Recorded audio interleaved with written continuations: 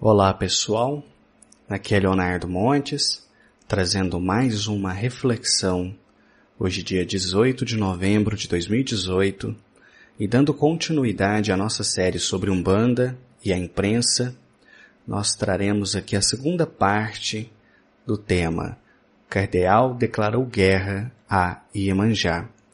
Se você quiser ouvir outras reflexões, acesse youtube.com/Voz Espiritualista.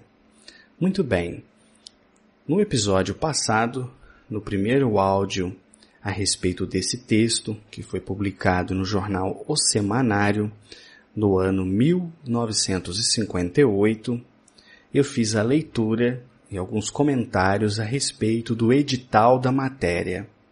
Agora eu vou trazer a carta aberta, dirigida ao Cardeal Jaime Câmara, onde então José Álvares Pessoa trará a sua opinião, a sua resposta à argumentação desse cardeal que fez uma locução contrária à Umbanda via rádio.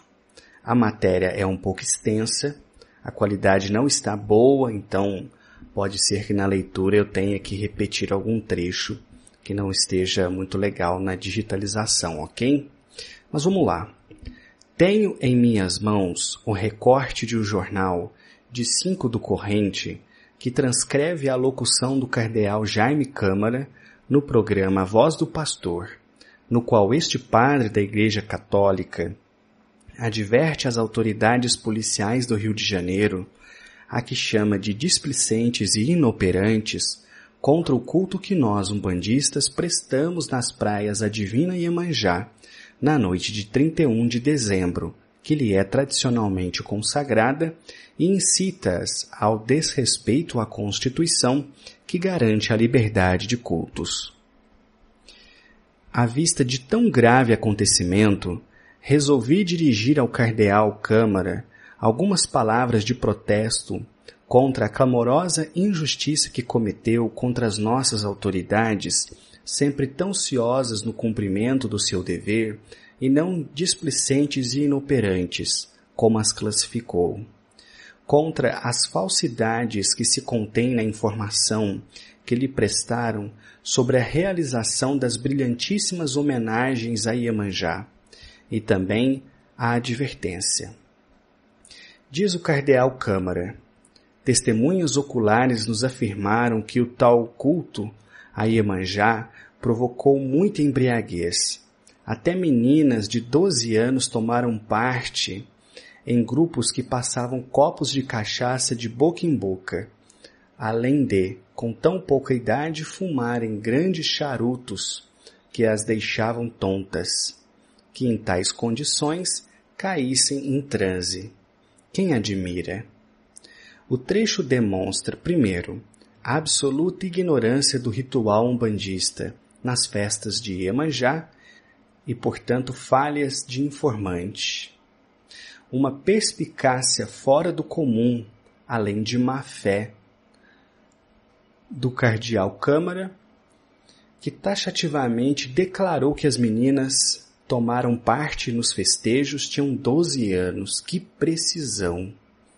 Quanto ao primeiro ponto no ritual de Umbanda, quando se festeja Iemanjá, que para nós representa a energia divina, só se usa água do mar que ninguém bebe e champanhe que se derrama em homenagem à divindade. Não há bebidas nem comidas nas festas de Iemanjá, cardeal Câmara. E o seu informante não tem a mínima capacidade de observação, ou é de uma má-fé total. Tem olhos e não sabe ver. Segundo, nas sessões de Umbanda não é permitida a entrada de menores. Se algumas meninas de 12 anos compareceram às praias na noite de 31 de dezembro, os umbandistas nada têm a ver com isso, sendo responsáveis apenas os pais das referidas menores. Essas meninas fumavam grandes charutos, ficavam tontas e caíam em transe, diz o cardeal Câmara, compungindo. Esta declaração faz rir qualquer umbandista. Nenhum médium em Umbanda e entre eles não há menores de 18 anos, fuma antes de cair em transe. Só quando se está com transe é que se fuma em Umbanda, Cardeal Câmara. É um fenômeno admirável. Homens e mulheres que no seu natural têm horror ao fumo, em transe fumam vários charutos sem que por eles sejam afetados. Vejam só quanta informação falsa e tendenciosa. Reconheço, Cardeal Câmara, que há muito motivo que deve ser dolorosíssimo para tanto despeito. Pela terceira vez, em 3 anos seguidos, os padres da Igreja de Roma tentaram esmaecer o brilho dos festejos a Iemanjá na noite de 31 de dezembro. Procuraram, por meio de uma inovação provocatória e desleal, realizar missas e procissões à mesma hora em que realizamos o nosso tradicional ritual. Não é da tradição da Igreja Católica, nem nunca foi, e o Cardeal Câmara não poderá provar em contrário, rezar missas e fazer procissões na noite de 31 de dezembro. Para castigo do cardeal e por milagre de Iemanjá, as missas e as procissões tentadas 3 vezes nesses últimos 3 anos não tiveram o mínimo êxito, como é do domínio público. Agora, vamos à advertência que quero fazer e faça ao Cardeal Câmara. Diz o Eclesiastes que aquele que transporta pedras será maltratado por elas. Não procure, por qualquer meio, Cardeal Câmara, acender uma luta religiosa no Brasil. O Senhor e os seus subordinados só terão a perder com isso. Não é nenhuma novidade que os senhores da Igreja de Roma perdem terreno dia a dia. E o perdem por ganância, por orgulho, por falta de caridade e de sentimento cristão. O povo de hoje, apesar de ainda ser muito pouco alfabetizado, tem uma rara acuidade, observa tudo e tira conclusões, lógicas de muita coisa. Está cansado de ser explorado pela Santa e Madre Igreja, que não dá nada e leva o que pode. Os padres da Igreja não realizam um só sacramento de graça. Se o pobre tiver dinheiro, os seus filhos serão batizados, suas filhas casarão nas igrejas, os seus defuntos terão a encomendação da alma, etc, etc. Mas se o dinheirinho tão magro que nem dá para o sustento de cada dia não aparecer, que o menino morra pagão, que a mocinha se amazie e que o defunto vá para o inferno. É esta a prática diária da Igreja. Cardeal Câmara, enquanto o Senhor veste a púrpura cardinalícia, que custa milhares de cruzeiros, e celebra o ritual da Igreja com paramentos de riquíssimas rendas e brocados de ouro, com os pés bem calçados em sapatos feitos à mão, gastando na ritualística e no seu bem-estar pessoal dinheiro que encheria a barriga de milhares de representantes da gentinha, como o Senhor classifica os brasileiros humildes na sua voz do pastor, essa mesma gentinha e mais os granfinos que andam de Cadillac, cansados todos de abrir a bolsa para saciar a voracidade dos padres católicos, recorrem sofregamente nos terreiros de Umbanda, onde se pratica a pura e verdadeira caridade cristã de graça, como nos tempos de Pedro e Paulo. Nas humildes tendas umbandistas, todos os que buscam alívio para os seus males espirituais, morais e materiais são atendidos, sem pagar um vintém, por abnegadas criaturas que vivem do seu trabalho honesto e que, abdicando do direito que têm de descansar, ficam noite a fio trabalhando pela felicidade de seus semelhantes. Não pense, Cardeal Câmara, que as suas palavras no programa Voz do Pastor poderão desmoralizar a Umbanda. As suas palavras, que não têm mais eco, talvez tivessem algum resultado há 40 anos passados.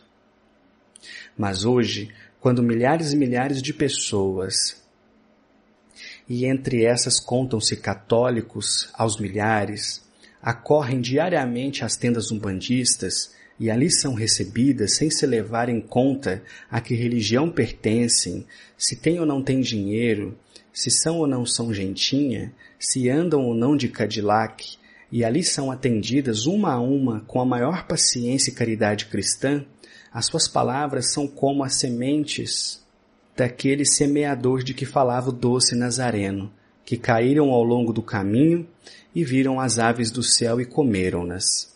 Não são levadas em conta, porque todos os que conhecem a Umbanda, e são centenas de milhares, sabem que não representam a verdade.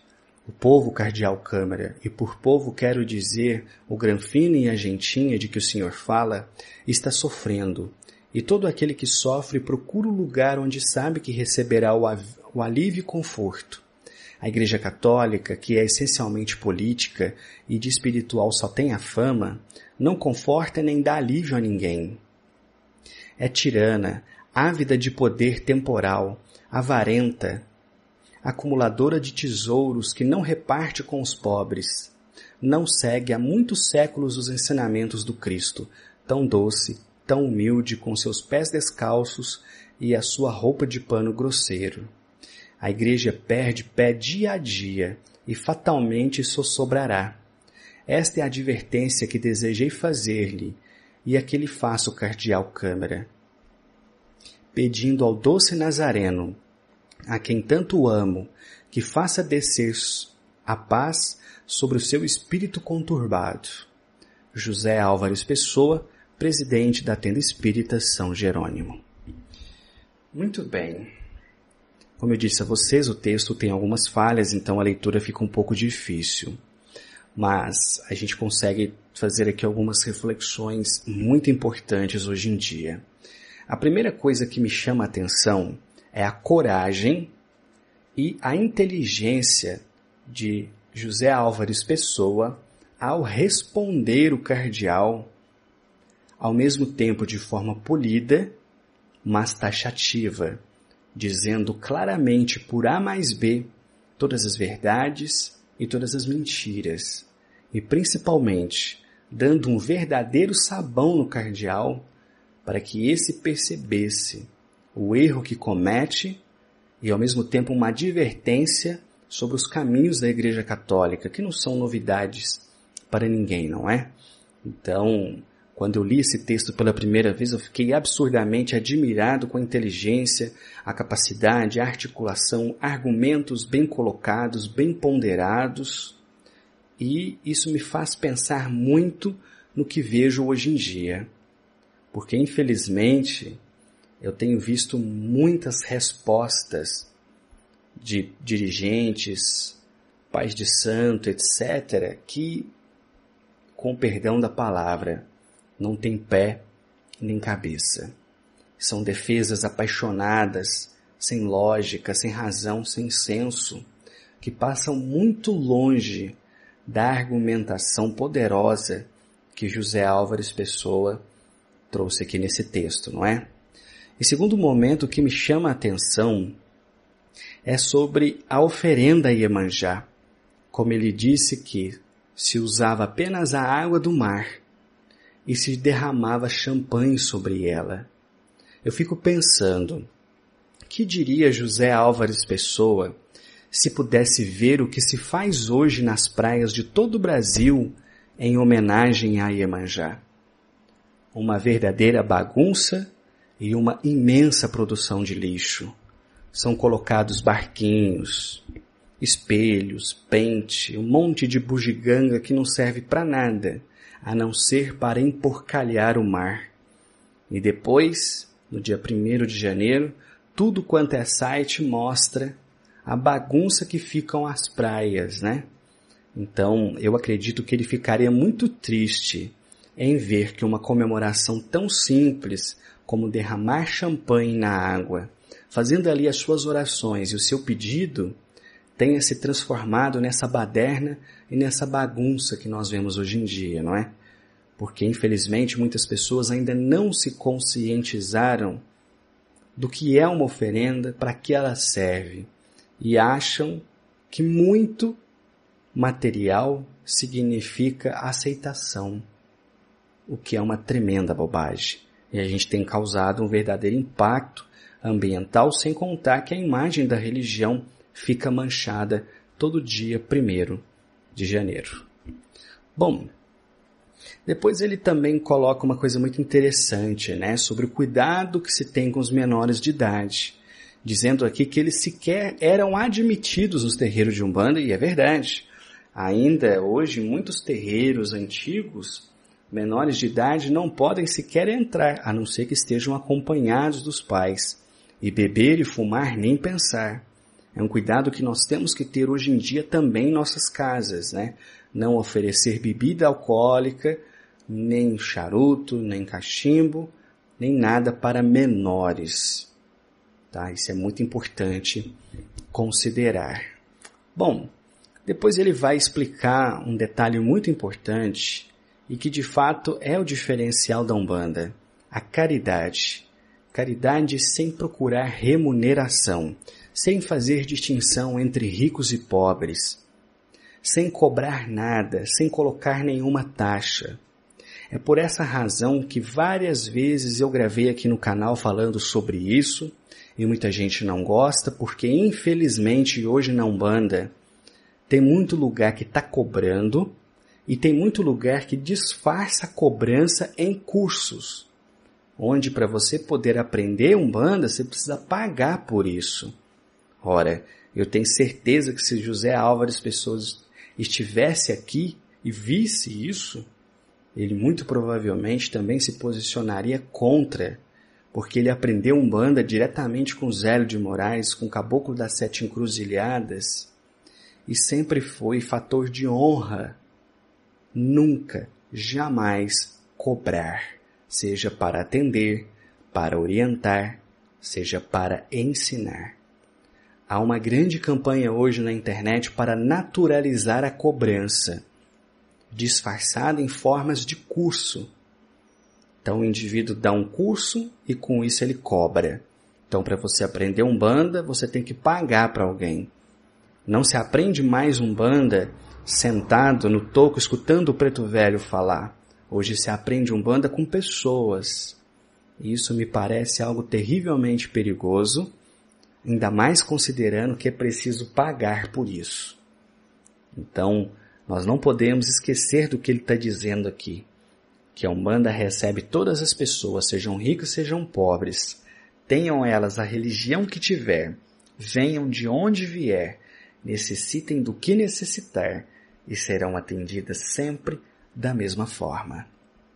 E por fim, ele faz aqui uma advertência bastante severa, algo que eu imagino deve ter deixado o cardeal muito puto da vida, quando ele diz o que a Igreja Católica andava fazendo naquele tempo e o quanto ela estava afastada dos ensinamentos do Cristo.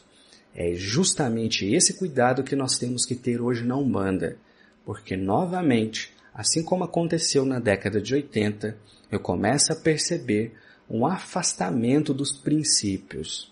Hoje, travestido com um discurso de naturalidade, onde é normal aprender, afinal, eu estou aqui dedicando o meu tempo, eu poderia estar fazendo outra coisa, mas estou aqui ensinando vocês, então vocês precisam me pagar. Ora, e onde está a caridade? Aquele que aprendeu por acaso, em algum momento também não aprendeu com as entidades? E o que as entidades cobraram para ensinar que não seja esforço, boa vontade e interesse? Então, se nós não tomarmos cuidado com o que estamos fazendo em matéria de Umbanda, ela pode se desviar novamente e daqui a alguns anos eu não quero nem pensar no que a gente vai encontrar por aí. Então, por isso acho importante trazer essas matérias, trazer essas reflexões, essas contextualizações, para que a gente perceba que só chegamos até aqui porque antes de nós vieram pessoas com fibra, caráter e coragem. Estavam dispostas a defender aquilo que elas viam como sendo um ponto de espiritualidade na Terra, com todo amor, cuidado e carinho. Eu vou parando por aqui. Se você quiser ouvir outras reflexões, acesse youtube.com/Voz Espiritualista. Um abraço a todos.